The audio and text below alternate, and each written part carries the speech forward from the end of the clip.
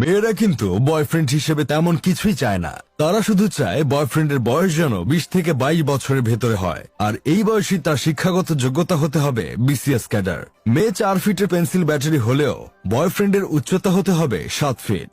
শুধুমাত্র 7 ফিটের উচ্চতা থাকলেই হবে না, সাথে থাকতে হবে বিশ্ব সুন্দর ও নিষ্পাপ অ্যাওয়ার্ড। পারিবারিক অবস্থা থাকতে হবে উচ্চ বংশীয় জমিদার।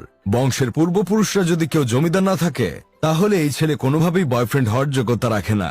বাংলা ইংরেজি ভাষার পাশাপাশি বয়ফ্রেন্ডকে Korean, Urdu, Portuguese, Russian, Mandarin, Hebrew, Uganda এই সকল ভাষার প্রতি দক্ষতা থাকতে হবে।